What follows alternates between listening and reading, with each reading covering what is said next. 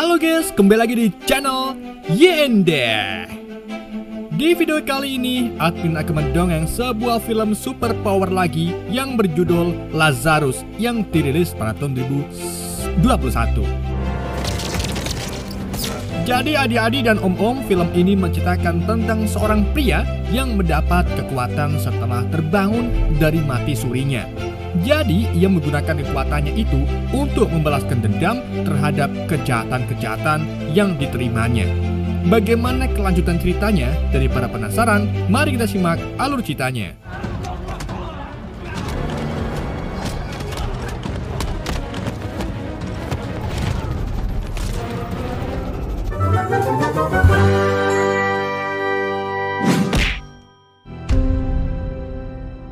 Film dibuka dengan seorang pria yang mengenakan setelan serba hitam beserta topengnya.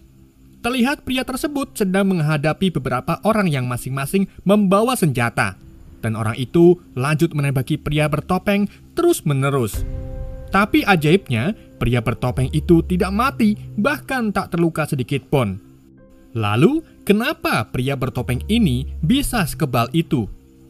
Untuk mengetahuinya, kita kemudian diperlihatkan 3 hari sebelumnya, di mana sebuah kota yang disebut sebagai Paradise City menghadapi krisis karena maraknya kejahatan di mana-mana. Scene lalu memperlihatkan seorang pria bernama Ray Lazarus yang mengalami luka tembak parah setelah melakukan aksi protes terhadap sebuah organisasi kejahatan. Tak lama kemudian, ambulan pun datang untuk menolong Ray yang sudah krisis dan membawanya ke rumah sakit. Tetapi, di tengah perjalanan, si petugas menyatakan kalau Ray sudah meninggal. Sampai akhirnya, beberapa detik kemudian, Ray kembali bangkit dari kematiannya dan merasa seperti tak terjadi apa-apa. Setelah itu, Ray pergi begitu saja, sedang petugas medis melihatnya terheran-heran.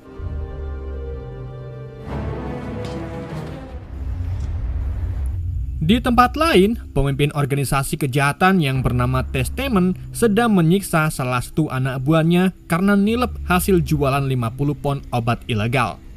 Tanpa basa-basi, Testament pun langsung menembak mati anak buahnya tersebut.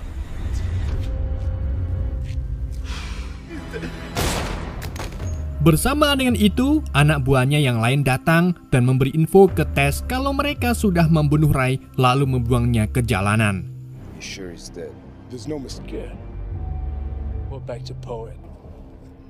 Amber, is that what I promised you or what? Di samping itu, seorang wanita bernama Amber bekerja dengan Testament untuk menjual obat-obat ilegal ke pemilik klub. Amber lalu menemui seorang pembeli di sebuah gedung kosong, namun pembeli itu mencoba untuk menipu Amber. Alhasil, Amber pun merebut uang bayarannya dan lari yang kemudian dikejar oleh mereka.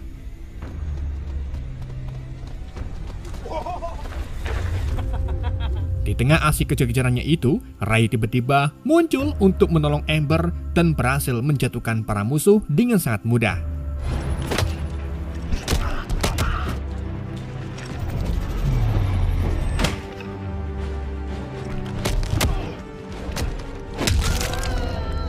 Setelah kejadian itu, Ray tak sadarkan diri dan dibawa ke tempat Amber.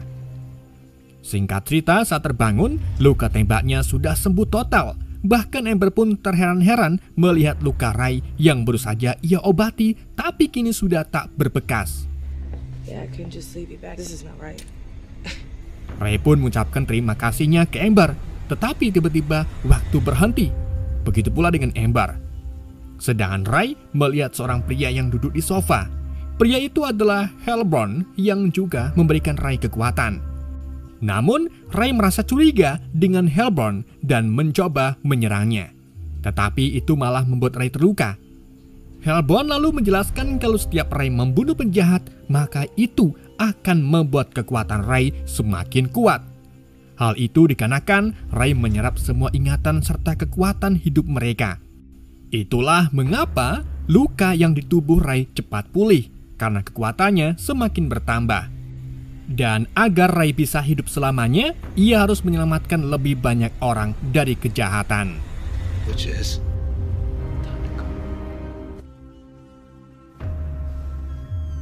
Di tempat lain, Testament menemui kakak perempuannya yang bernama Priscilla yang sedang sakit kritis dan tidak memiliki banyak waktu lagi. Namun Testament meyakinkan kakaknya itu kalau mereka akan menemukan cara agar menyembuhkan Priscilla. Time, that's all. I'm truly sorry. Kita kemudian kembali lagi ke Ray yang pulang ke rumahnya. Namun ia mendapati kalau di rumahnya itu sangat berantakan. Hellbound pun memberitahu kalau anak buah Testament lah yang membuat kegaduhan ini agar terlihat seperti perampokan. Ray yang marah besar akan situasi ini pun memutuskan untuk pergi ke lokasi pabrik Testament dengan tujuan balas dendam. Ray kemudian mengenakan kostum superhero seadanya untuk menyembunyikan wajahnya yang sangat tampan ini.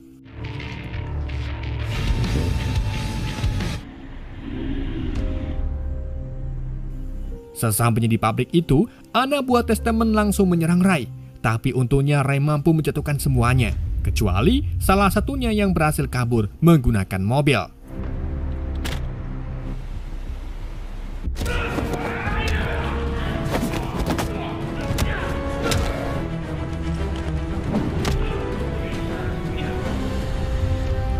Setelah mengalahkan para anak buah Testament, Ray mendapatkan vision dari ingatan mereka tentang seorang yang ia kenal yang bekerja sama dengan Testament. Sementara itu di sisi lain, anak buah Testament yang bernama Poet memberinya sebuah rekaman CCTV yang berisi tentang kejadian yang terjadi di pabrik tadi. Testament pun terkejut melihat pria bertopeng yang terlihat seperti Ray masih hidup. Tak hanya itu saja, mereka juga mendapatkan informasi kalau sebelumnya Ray terlihat sedang bersama Amber. Here he is. We killed this man. Di samping itu, Ray pergi menemui temannya yaitu Pogo yang memiliki bengkel. Right this way. Come on. Di sana, Ray kemudian meminta bantuan Pogo untuk sering-sering mengecek rumah Ray selama beberapa hari. Karena beberapa hari ke depan, Ray tidak akan pulang ke rumahnya. Pogo pun sadar kalau Ray dihadapi dengan masalah besar dan langsung menyetujui hal tersebut. I'll be back. Later, Pogo. What brings you back? Sementara itu, Testament menemui dukun yang meramal tentang Ray dan meminta Testament agar berhati-hati menghadapi Ray karena Ray memiliki beberapa kekuatan aneh. Menurut dukun itu, Ray mendapatkan kekuatan supernya dari sosok makhluk kuno yang diam-diam mengendalikan dunia. Si dukun juga memberitahu kalau kekuatan Ray bisa diambil maupun ditransfer ke tubuh lain. Mengetahui hal itu, Testament pun berniat menemukan orang terkuat untuk menjatuhkan Ray.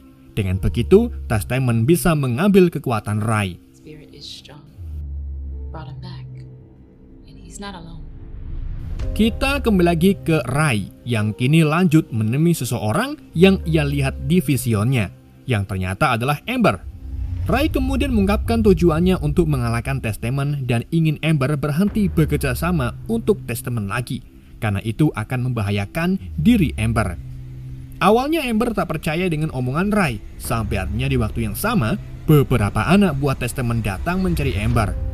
Ray pun cepat mengalahkan mereka dan bahkan mengalami beberapa luka tembak. Setelah itu, Amber menyaksikan sendiri bagaimana luka-luka Ray bisa sembuh begitu saja. Hal ini menunjukkan kalau Ray bukanlah orang biasa dan Amber mulai mempercayai ucapan Ray. Sedangkan di tempat lain, Hellbound menemui rekannya yang juga merupakan makhluk kuno yang disebut Epiphany. Rupa-rupanya, Epiphany lah yang menyuruh si dukun untuk memberitahu semuanya ke Testament, karena mereka berencana untuk menciptakan petarung kuat yang akan melawan Ray.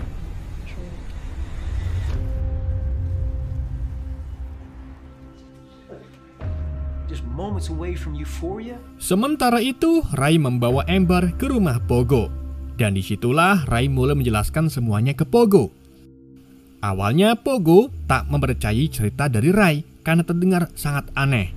Jadi Ray pun membuktikannya dengan melukai tangannya sendiri dan dengan cepat luka itu pun sembuh lagi.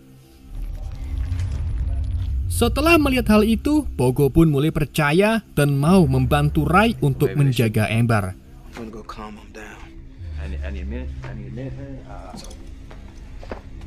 Tak lama kemudian, Ray lanjut pergi ke pabrik lamanya, Testament.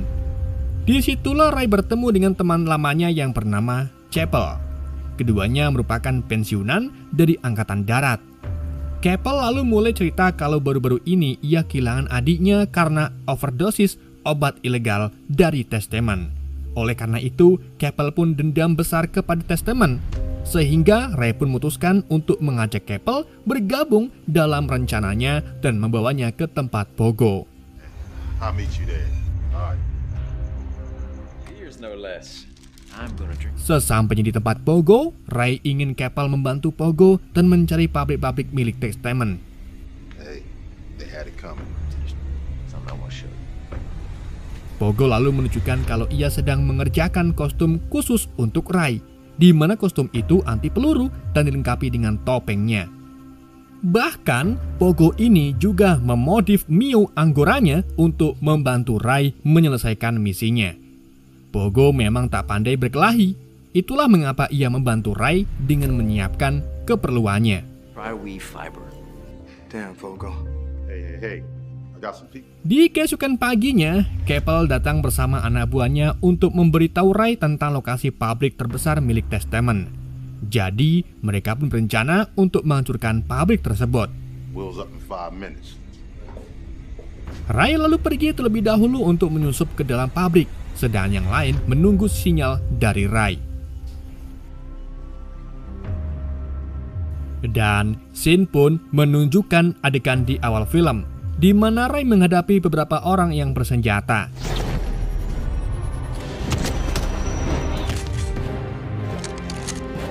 Sementara Chapel dan yang lainnya tiba untuk melawan anak buah Testament yang tidak bersenjata. Dan hanya dalam waktu singkat, mereka pun berhasil mengalahkan para anak buah Testament.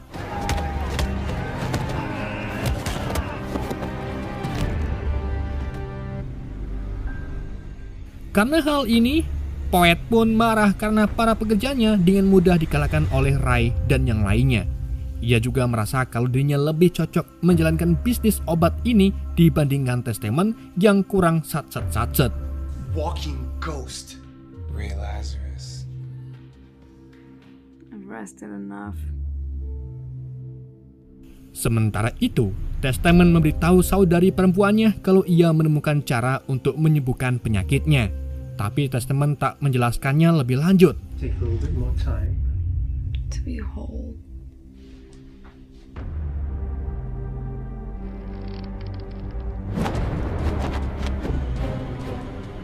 Ia juga menyewa petarung hebat bernama Endless untuk mengalahkan Ray. Kemudian, di malam berikutnya, Endless menemui Amber dan mengancamnya untuk mengungkapkan lokasi Ray serta yang lainnya ke Testament. Karena diancam akan dibunuh, Amber pun tak punya pilihan lain selain membeberkan tempat persembunyian Ray, Pogo, serta yang lainnya. Where can I find them? They had already chosen. The life from you.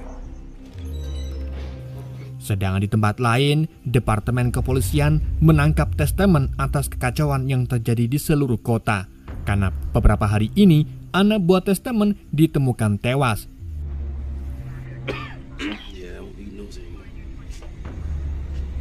Dan detektif Benjamin ditugaskan untuk mengurus kasus ini.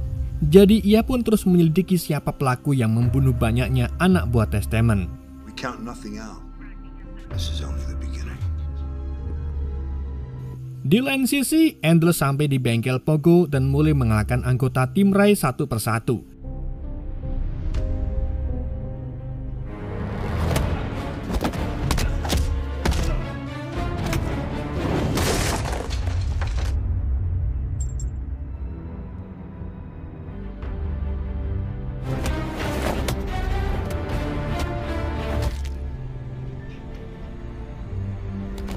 Bahkan Chapel yang merupakan mantan perwira militer pun dikalahkannya dengan sangat cepat.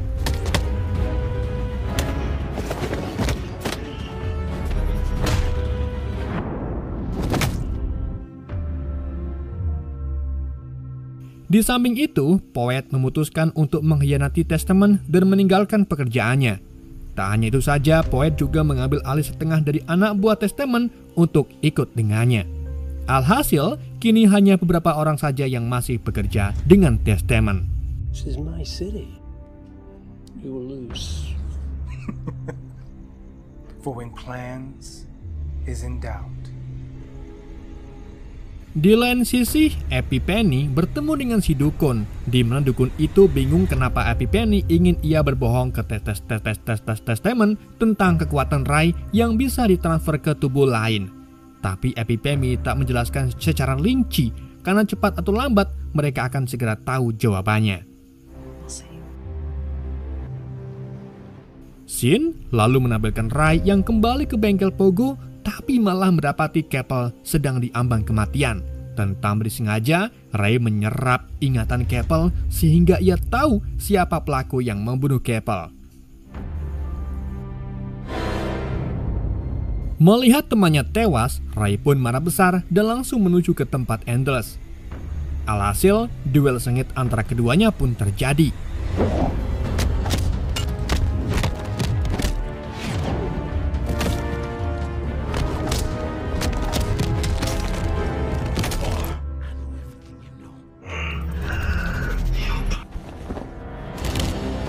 Di dalam pertarungan itu, Ray mampu mengalahkan Endless sampai membunuhnya dan menyerap ingatannya. Dari situlah, Ray mendapati kalau orang di balik semuanya adalah Testament. Ray pun lanjut pergi menemui Testament yang merupakan musuh terakhirnya.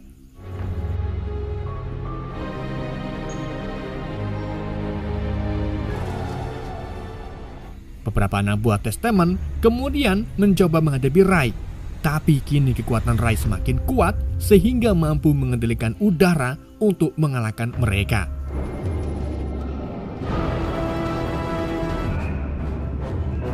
Melihat hal itu, Testament lalu pergi ke mobilnya dan mengambil semacam knuckle dilengkapi dengan listrik untuk memukul Ray.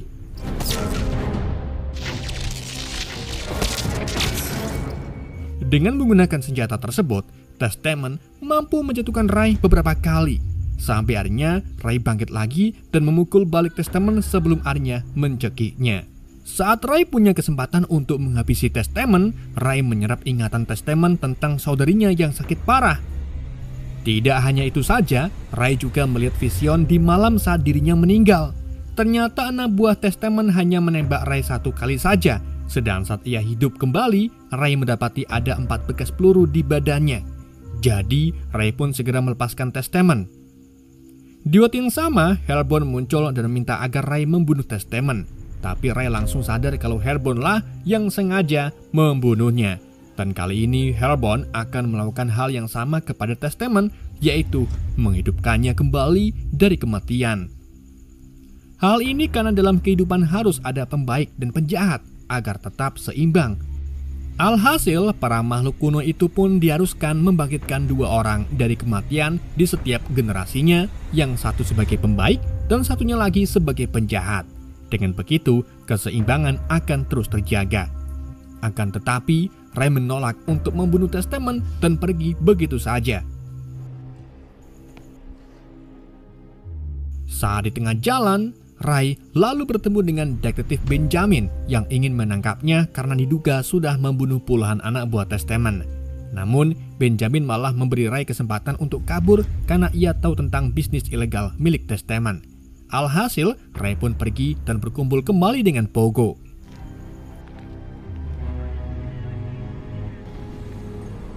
Film kemudian ditutup dengan para makhluk kuno menemui Endless yang sebelumnya terbunuh oleh Ray dan memberinya kekuatan sehingga Endless kini hidup kembali.